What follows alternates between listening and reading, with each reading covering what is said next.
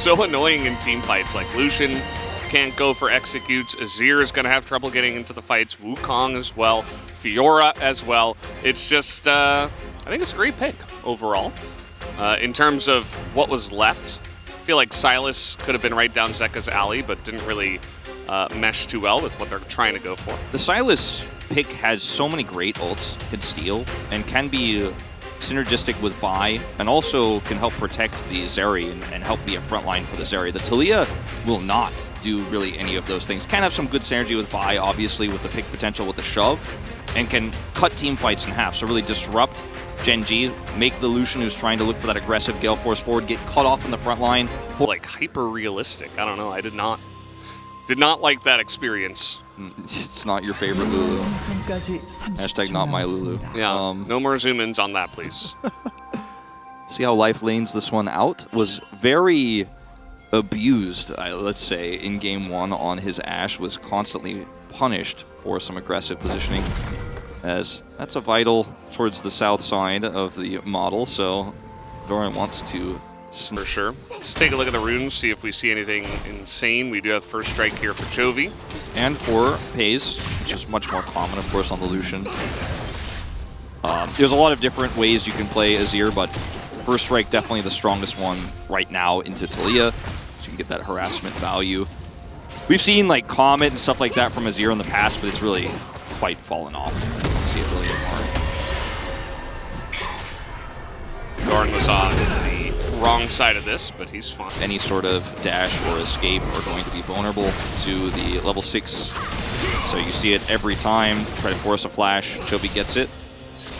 And, you know, we'll be ready for the objective fight, depending on when they take it with that ultimate back up online. Uh-oh. That's a knockback. No riposte available for Doran as he is being hunted down, as now the Grand Challenge comes out, but it feels a bit late. We'll see if he can trade this back. He's got that other dash as the chase comes in, and Kingen going to get riposted at the end and actually beats him all the way down the lane as Kingen is not able to get the kill.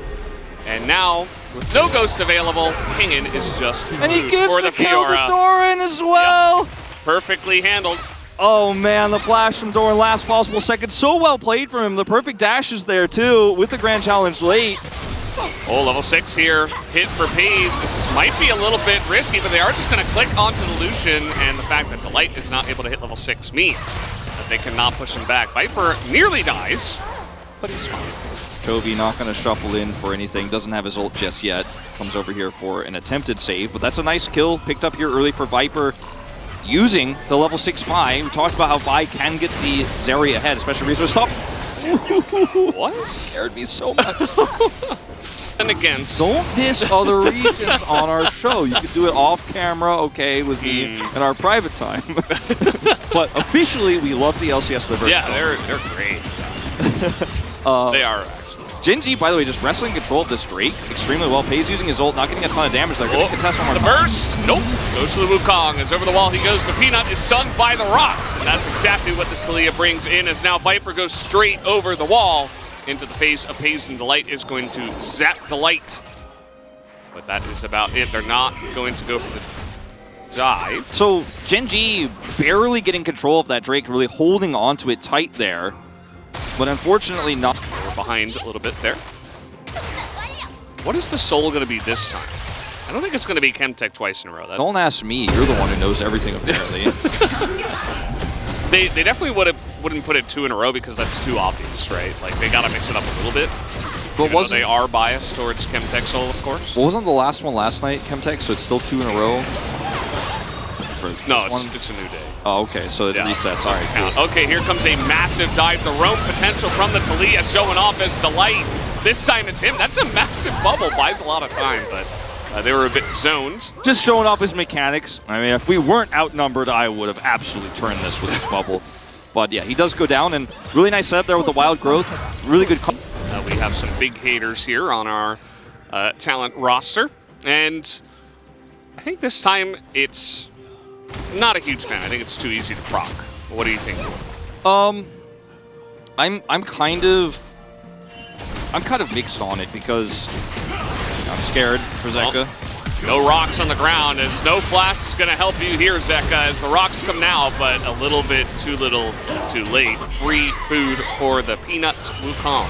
That was really well played from Peanut, wrapping around there. Back to the conversation about the crown, it's easy to proc, but your survivability is your biggest problem here as Zeka in this game. There's so many ways he can get blown up by a Lucian, even by a Wukong. And yeah, if you proc it with a Lucian W or something like that, you'll feel amazing, but that's not always going to happen. It's not always realistic. Peanut, hello? He just, he thought those were his allies, I guess. He is going to survive as in goes Viper. He is angry, and he is looking for blood as they will dive here with the Vi. That is a double kill for our Zeri, who is now 3-0. Yeah, it's hard to certify it. Stamp it? No? I'll stamp it, all right. Okay. All right, we'll get it. But Zeri now massively ahead in this game. Lucian's taken off the map here, and this is a huge swing back after losing out on Zeka on the bottom side of the map. He's just going to be free farming down there. And Kingen actually trading turrets as they will look at the top turret here as in goes the Vi once again. That massive, by the way, it is Chemtech Soul again, as Delight is going to get away because of Chemtech Soul. Yes, I love it. Just really, really happy about that.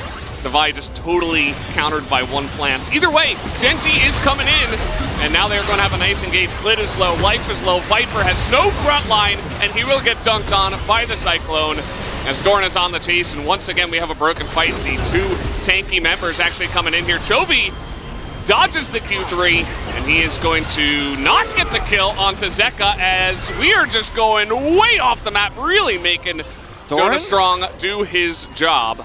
Doran? Yeah, might as well. Doran's diving the fountain at 18 minutes. Does get out of there, but this is a fight, an overextension for HANWHA Life Esports where they use a lot of tools to try to catch Delight. They're overextended, and it's almost as if they forgot that the reason why this is a risky play, and yes, the blast call does save love it. Viper actually hit it. But remember that the topside push there for Genji is why this play was possible in the first place, so they thought.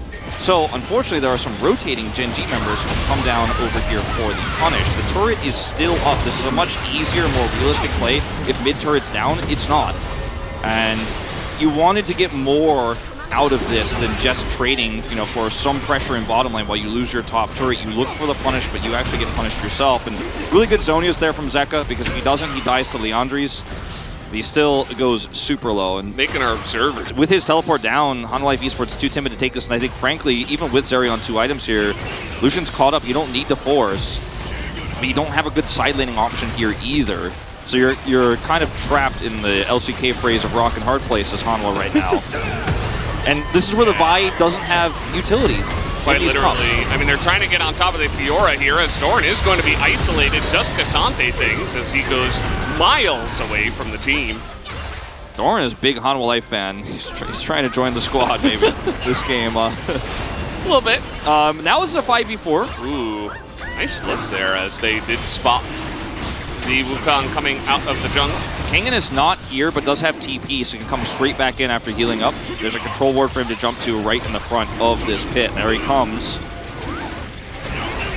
Just going to play it slow here. Well, I say that. Lid's going to press the advantage as in they go. Chovy has to go to a stopwatch. The 4v5 for Genji does not pay off as he engaged very clean from the side of HANWHA Life Esports. Pay off? You did it again? I didn't say pays off. Okay, all right. I said payoff. All right. It's different.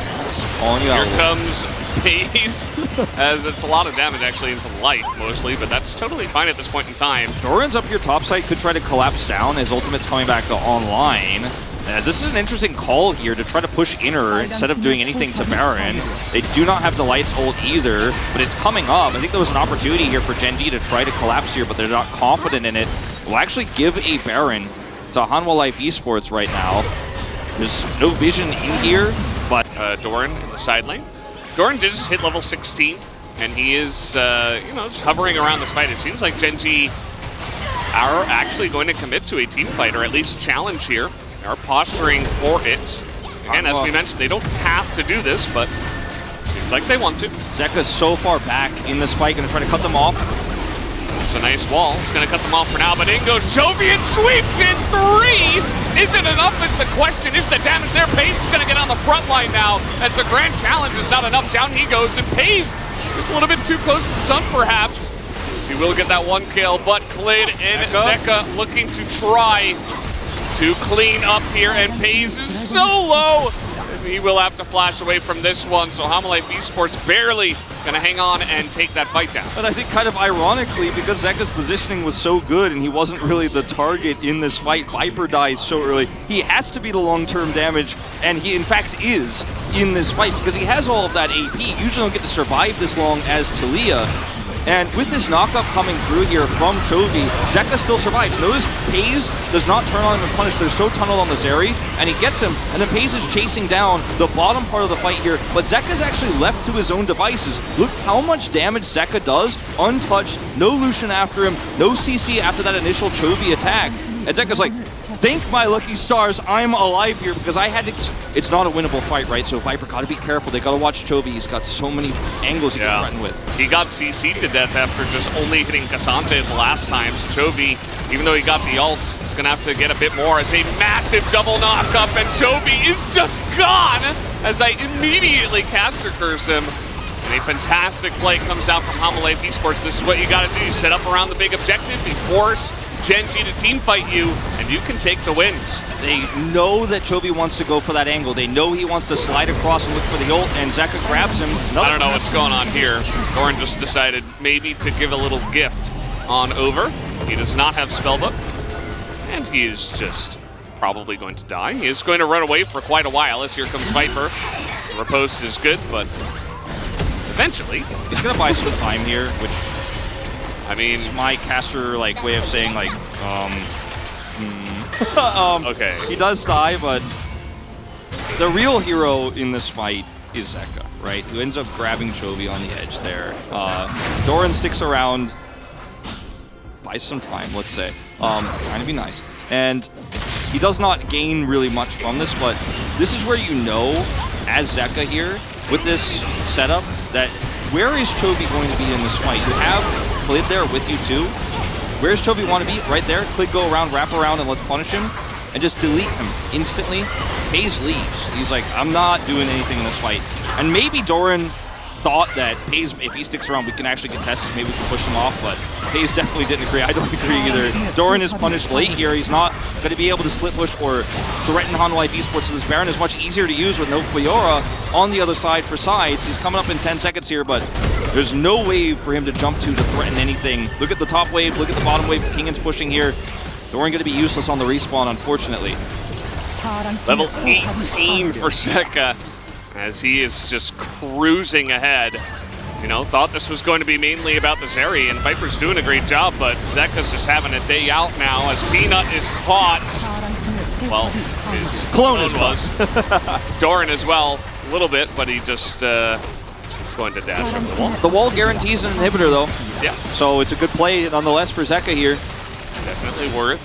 Zeka has been such an annoyance on this TALIYAH. 4 items now, as they will look to siege here in the mid lane. He can play deep for scoops with his Zhonya's that, you know, I talked about. He was good ability. He's got it now. They have this Baron buff. Look at the angles he's trying to set up here. Can chip away, and then if anyone comes for a flank, if there's a Fiora flank, if there's a Wukong flank, he can just toss them into the rest of the team. The jaws of HANWHA Life and destroy whoever flanks. So it's really difficult for Gen.G to even step up to their own wall right now, as you can see here with the combos preset. Just wearing down on this turret. Kingan doing a great job of putting on the pressure in the bottom side, making this very annoying. Peanut gets stunned and he misses the knockup and immediately just gets nuked by the TALIYAH, and that is the power of this pick into so many dashes. Down will go Doran. We look to be going to a game number 3 as Viper. He wants this to make this about him. The second you try to go in like that, you are punished by this TALIYAH. Why this push is so oppressive. Peanut hopes for the hero play.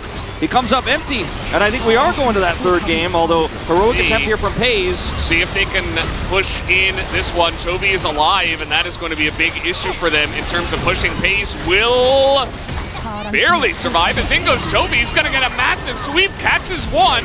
Zonya's the other. He's got pace here doing damage as well. And Viper can't end the game as he's going to get the kill onto Pace, but immediately goes down in a triple kill to the Azir. And everything about this for HANWHA Life was so clean until they stayed too long against a 3.5 item Chovy here. He's almost got his voice happening.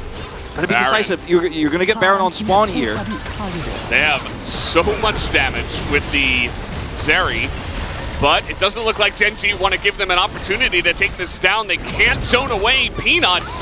Chovy on the edge. Can't break that crown. That's massive.